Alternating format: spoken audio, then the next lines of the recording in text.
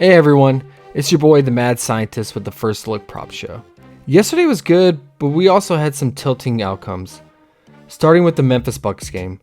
We targeted that game heavily, and Tyus Jones crushed his assist prop, which was my number one target. And my second favorite target came through as well, which was Melton's point prop. However, Melton did too good, which turned the game into a blowout, resulting in the destruction of Bane and Burks props. Bane fell 1 point short of his point prop, which is really painful. This Memphis squad is just too good, and they keep blowing teams out with Morant out. And this has been on our radar for a while now. However, we did think that Giannis playing would keep this game much closer. But we should continue to consider unders for opposing teams in this matchup. The Kings came through for us big time as Davion cleared all his props, which were top targets for us.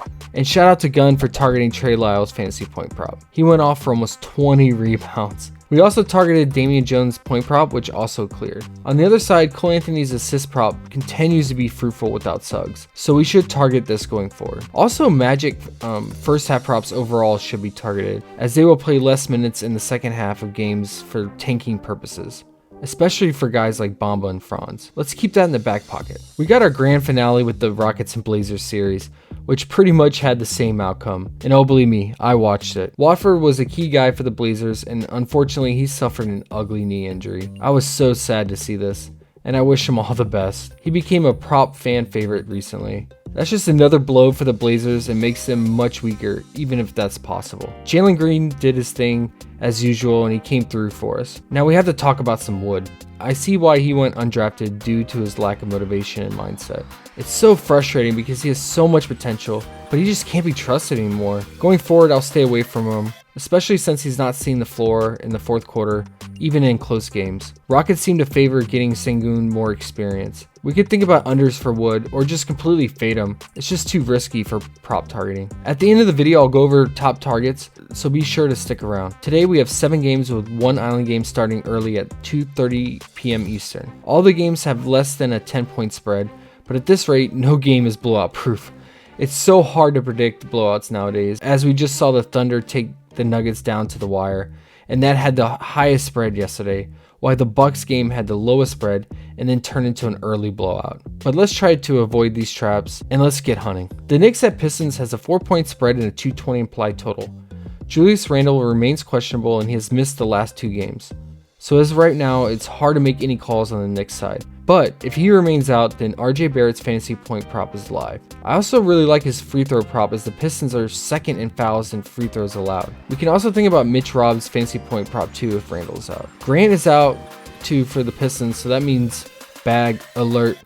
The Pistons want to see what they have in Bagley, so they will give him a chance to shine as the season winds down. He also recently said that he wants to embrace the culture and be a core piece of the team. He has always been one of my favorite DFS plays, and he could go for 40 plus fantasy points if he gets 30 plus minutes. The other key play from the Pistons will continue to be Cade. He is the Swiss Army knife of the team and will fill the stat line. And he's been crushing his assist prop with a 30% assist rate since the All-Star break. It's currently sitting at 6.5, but I expect this to go above 7 later in the day. But we can also go with his fantasy point prop since he's doing everything for the team. Hopefully they keep his fantasy point prop at 40. Hey guys, it's Tanny. I'm just here to let you guys know about the free Discord that we did launch. The link for it is in the description down below.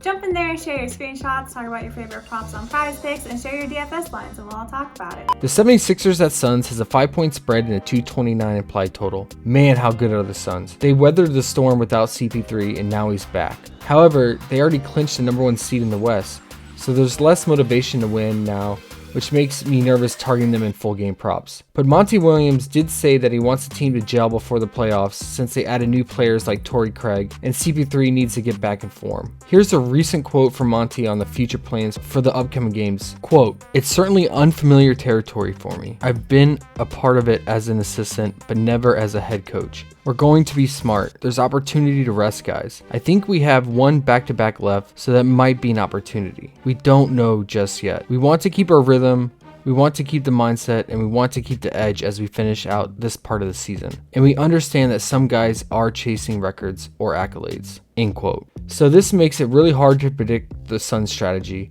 and we might want to wait and see how they approach this first game since clinching the top seed.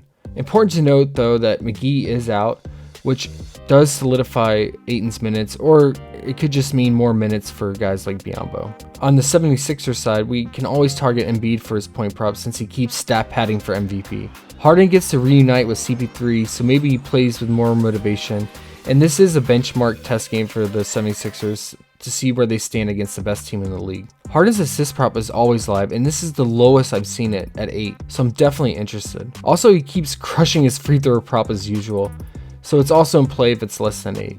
The Warriors at Wizards has a 7-point spread with the 221 implied total. Jordan Poole continues to shine and carry the team on his back with Steph out. We can definitely go back to his point or assist props. He's also shooting lights out from 3, so we can target his 3-point prop too. Porzingis went off last game against the Pistons, and he could thrive in this matchup too, as the Warriors are still struggling to stop bigs, even with Draymond in the mix, as he's not 100% healthy yet. I would target Porzingis' fantasy point prop since the Warriors turn the ball over at a very high rate. The Timberwolves at Celtics has a 6-point spread with the 227 implied total. This is the ultimate fire and ice matchup, as you have the best offense in the T-Wolves going against the best defense in the Celtics. So which one breaks? That's the question to deal with. Al Horford is out, and that makes me like Robert Williams even more. Centers have thrived against the T-Wolves lately, so I will target his fantasy point prop since he will get blocks and rebounds. The Timberwolves defense is solid, but they do give up 3-pointers as well, so we could look at Tatum's 3-point prop. And Marcus Smart's assist prop is also in place since he will look to pass first, and is still under 7. This is the lowest I've seen D'Angelo Russell's assist prop. It's at 5.5. It's not a good matchup, and Pat Bev is in the mix, but that is very low for him as his season average is 7. So I might consider this. Other than that, I will avoid other T-Wolves props. I'm always scared of this Celtics defense. So maybe we could go under on Anthony Edwards' 20.5 point prop. But Beasley is out for the T-Wolves, so that's more points to go around. The Lakers at Pelicans has a 3-point spread with the 230 implied total. This game has the second highest implied total on the slate, and the Pelicans are on a back-to-back. McCollum just went off for 32 points, and he gets another favorable matchup against the Lakers. But we don't know Ingram's status, so we'll need to make sure that he remains out before locking in McCollum's props. J-Val has another favorable matchup, but it's always a concern with targeting bigs on back-to-backs. We can't make any calls for the Lakers until we know LeBron's status, so it's a wait-and-see approach for them.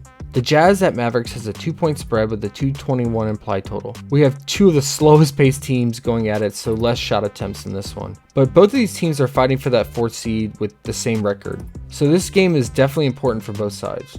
Luka's point prop is only 28.5, and he's been sitting around 30 to 31 lately. This might be due to him not being fully healthy and the slow pace, but that is low, so something to keep in mind.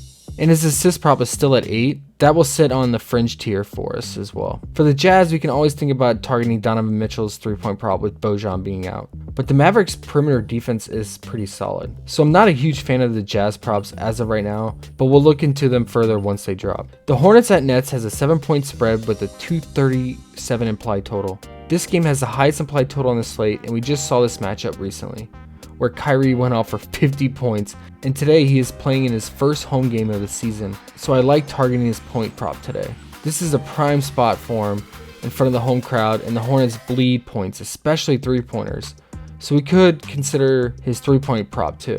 Drummond keeps crushing his first half props, and this matchup should allow him to continue that trend, but we could consider his full game fantasy point prop as well. It is important to note that Kevin Durant is 15 points shy of Reggie Miller and Rick Barry on the all-time NBA scoring list, and he gets to achieve this in front of the home crowd. On the Hornets side, I'll run it back with Rozier point or fantasy point prop, but we'll also consider LaMelo Ball's fantasy point prop as well if we think the game can stay close. I just worry about foul trouble with him against guys like Kyrie and KD who draw so many fouls. And overall, I just worry about blowout potential in this one with all the narrative tied to Kyrie's first home game and KD's point record. But the Nets are on a back-to-back, so hopefully it doesn't blow out. So let's recap our favorite targets. First, Kyrie's point prop. Second would be Harden's 8 assists.